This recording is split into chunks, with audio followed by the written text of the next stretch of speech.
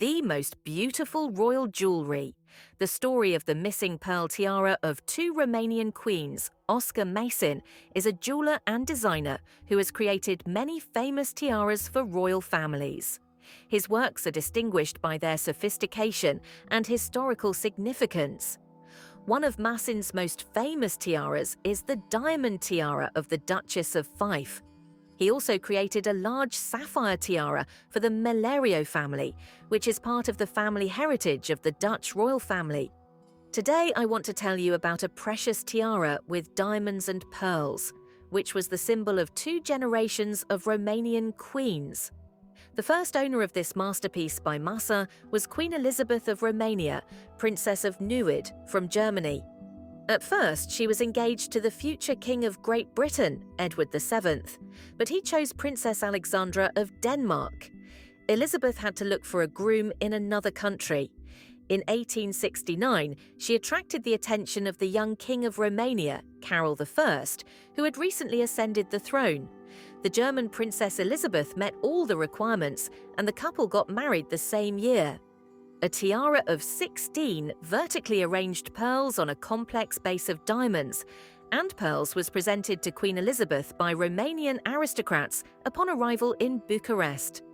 However, her marriage to Carol turned out to be unsuccessful, and their only daughter, Maria, died at the age of 3.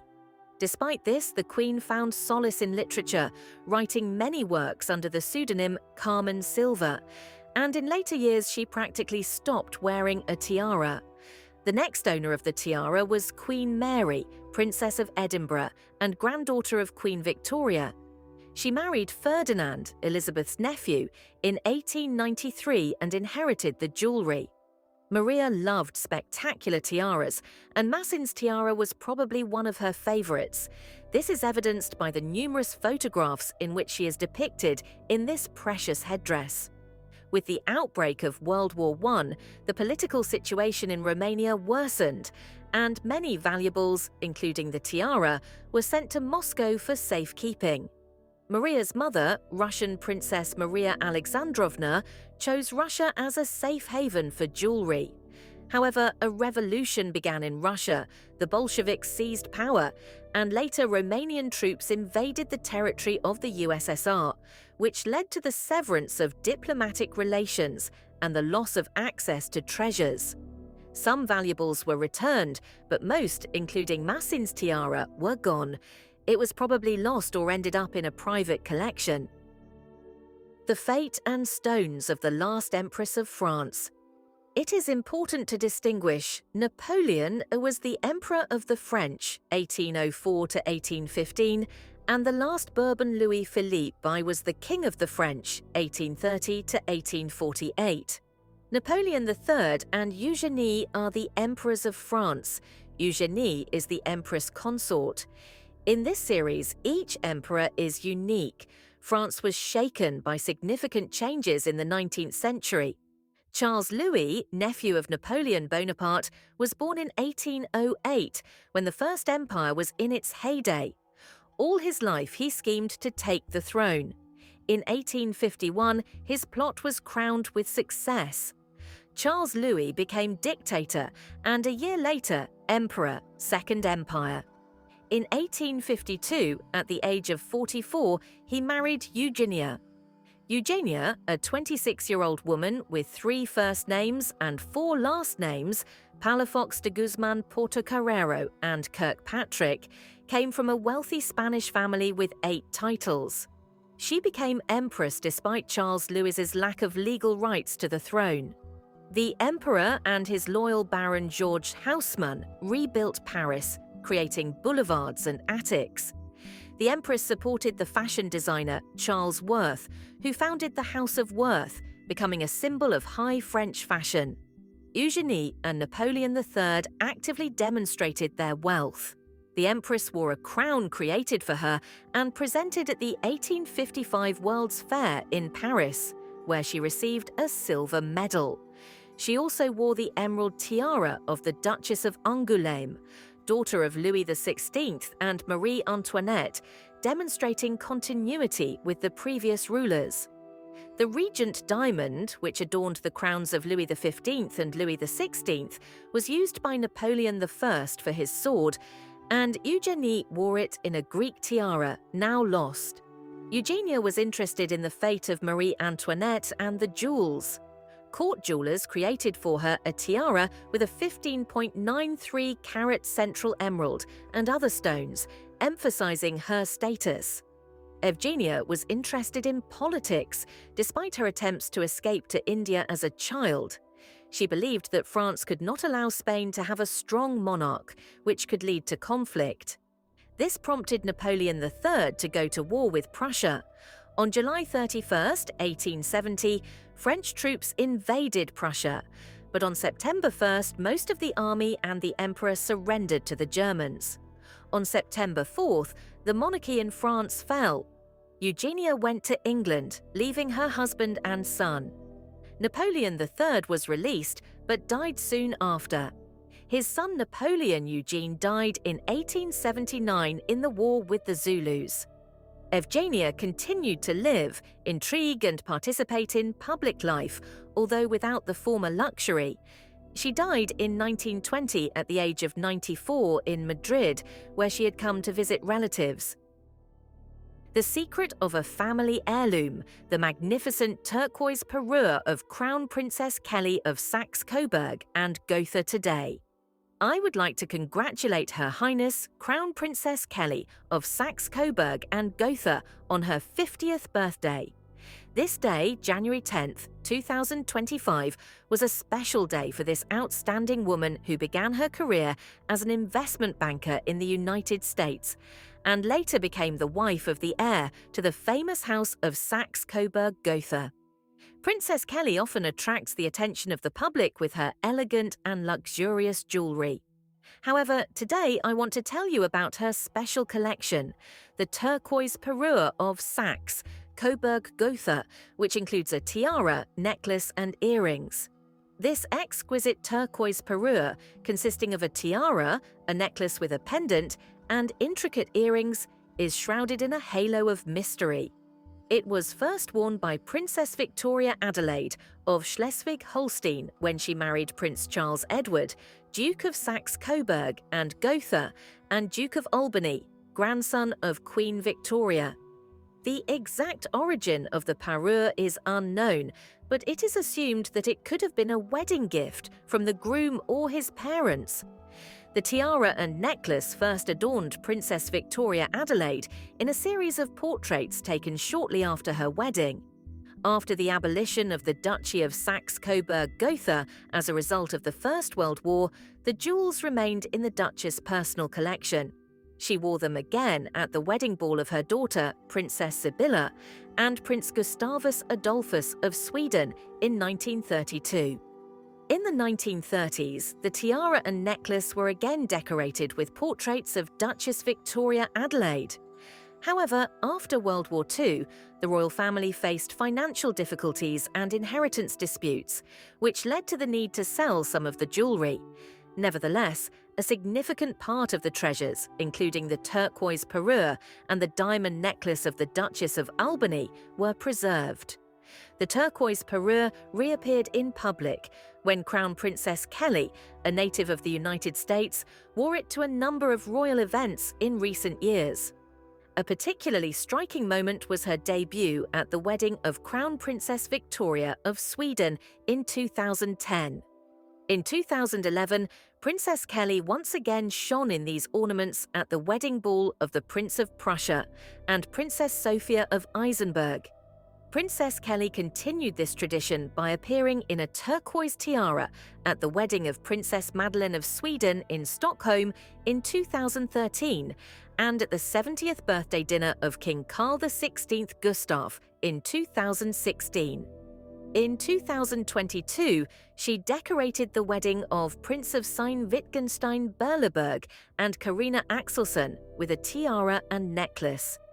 In 2023, Princess Kelly once again shone in these ornaments at the wedding ball of Prince Ludwig and Princess Sophia of Bavaria at Schleißheim Castle. There is a tiara in the Windsor Treasury that is rarely worn. And it's amazing because it looks original and modern. It was presented to Queen Victoria by the Sultana of Muscat and Oman, Sayyida Said. We are talking about a little-known Muscat tiara. The story of this tiara is unusual. On August 30th, 1838, an envoy from Sayyid Said, ruler of Muscat, presented Queen Victoria with several gifts for her coronation 2 months earlier.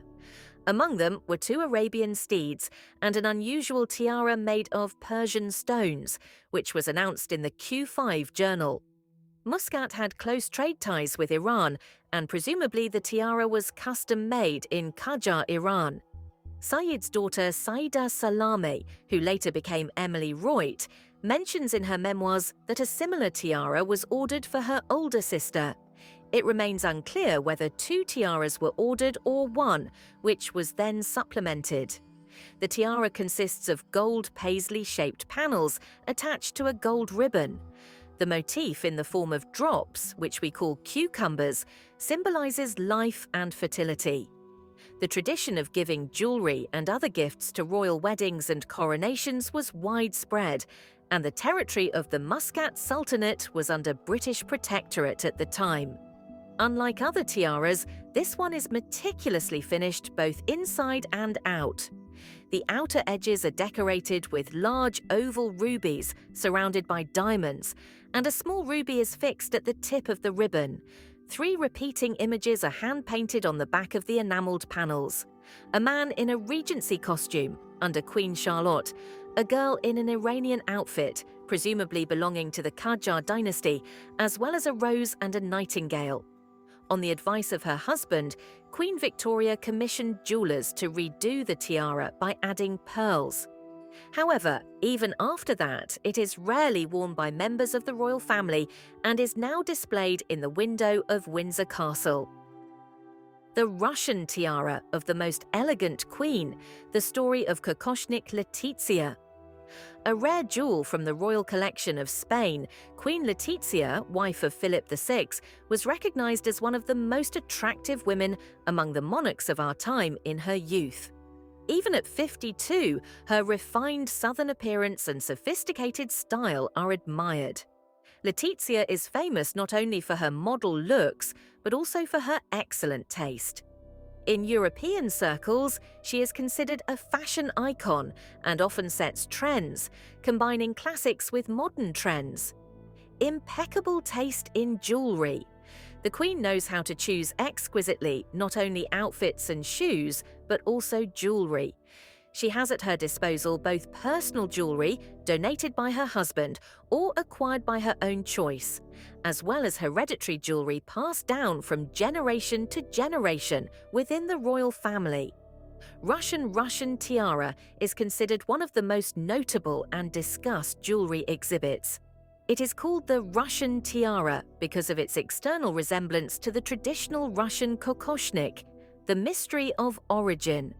Although the tiara resembles the products of the French house of Cartier, it recently became clear that the jewelry is not listed in the official archive of this company. Experts suggest that it could have been made by Spanish or French jewelers of the late 19th century, for example, the masters of the House of Chaumet. The first owner of the jewelry was the Queen Regent Maria Christina of Austria, the second wife of Alfonso XII. After his early death, she became ruler on behalf of her son, Alfonso XIII.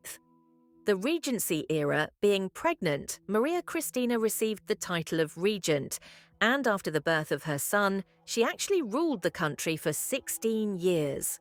This period coincided with the heyday of the fashion for Russian tiaras. European monarchs began to order tiaras styled like kokoshniks, following the example of the Russian Empress Maria Feodorovna, mother of Nicholas II. Maria Christina was also inspired by this style.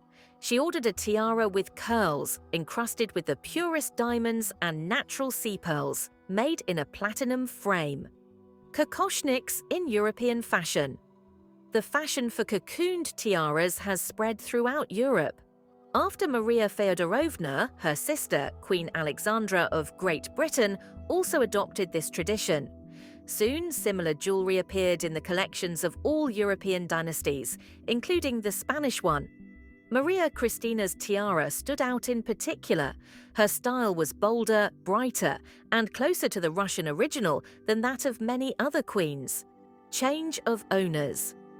After Maria Christina's death, the tiara passed to her son, King Alfonso XIII. However, due to strained relations with his wife, Queen Victoria Eugenie, he did not allow her to wear jewelry. Later, the decoration passed to his son Juan, who presented it to his fiancée, the Countess of Barcelona. Later, the tiara was inherited among the women of the family. It was worn by Infanta Margarita at her wedding, as well as her sister Pilar. Return to the royal collection. Later, the tiara attracted the attention of Juan Carlos, the eldest son of the Countess of Barcelona, who became king. He took the jewelry from the sisters, inspired by the memory of great-grandmother Maria Christina, and included it among the crown relics. At first, his wife, Queen Sofia, wore the Russian tiara. Today, it is at Letizia's disposal, and it was she who restored the jewelry to its former glory, often wearing it to state receptions and important ceremonies. Luxurious sapphire necklace with Russian roots. Princess Mary, daughter of George the Farzo. Princess Mary, Countess of Harewood, was the only daughter of King George V and Queen Mary. Being the great-granddaughter of Queen Victoria, she was born with the title of Princess Mary of York. The princess received a brilliant education, was fond of literature, was fluent in several languages, and knew how to ride a horse. In 1922, she married Viscount Lascelles, despite her feelings, under pressure from her parents. The Viscount was not a member of the royal family, but he possessed considerable wealth. Over the years of marriage, the Countess of Harewood has created an impressive collection of jewelry, including a bright diamond necklace, Russian sapphire. The necklace consisted of pendants with 22 sapphires on a flexible diamond fringe, which could be worn as brooches. The necklace was part of the parure of Princess Cecile of Baden, given to her by Grand Duke Mikhail Nikolaevich on their wedding day in 1857. After the death of Princess Cecile, the decoration passed to her son, Grand Duke Mikhail Mikhailovich. In 1922, the necklace was sold to Viscount Lascelles, who later became Earl Harewood VI. Princess Maria found the necklace too heavy, and she showed it to the public for the first time on her wedding dress, adding a sapphire necklace from Queen Victoria and a Harewood tiara. The Countess of Harewood often used necklace elements as brooches. The Russian sapphire necklace became one of the wedding gifts on display at St. James's Palace. In 1935, the Devant de Corsage sapphire was exhibited at the exhibition of Russian art in London, along with other jewels. The Yusupov couple was also present at the exhibition. After the death of Princess Mary, most of her jewelry was sold. The sapphire necklace went under the hammer at Christie's auction on November 23, 1960, for £28,000. The buyer, Levi Cohen, who represented Harry Winston from New York, purchased the jewelry to support Harewood House and estate. The necklace was never seen again after the auction. The Harewood family has only 2 small pieces of the necklace left: sapphires in diamond swirls and Princess Mary's sapphire earrings. The ruby tiara of Milford Haven. She belonged to an English family with Russian roots. The tiara was created by the Bolin jewelry house for Nadezhda Mikhailovna de Torby's mother at the end of the 19th century. Nadezhda Mikhailovna is the great-granddaughter of Pushkin and Nicholas I. Her wedding, which took place in 1912, was accompanied by luxurious outfits and a lot of jewelry, among which was this tiara. Nadezhda's parents' marriage was morganatic, which deprived her father, the Grand Duke, of the opportunity to remain in the Russian Empire. Perhaps the tiara was created in order to emphasize the status of his wife. After Nadezhda's wedding, her sister received a similar sapphire coconut tiara. In 1932, Nadezhda married a German prince with English roots who served in the British Army. Over time, they abandoned their German titles in favor of British ones and changed their last name to Mountbatten. After their father-in-law's death in 1938, they became the Marquess and Marchioness of Milford Haven. Nadezhda wore the tiara until the end of her life.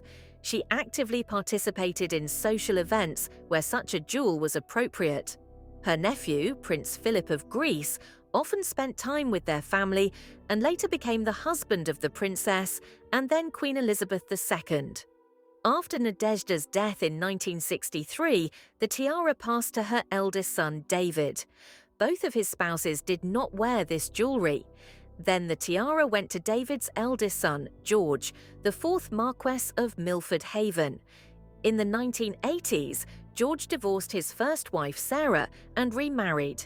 Sarah's financial situation was better, and she bought the family jewels from George, including the tiara, to pass them on to their son, who later became the fifth Marquess of Milford Haven.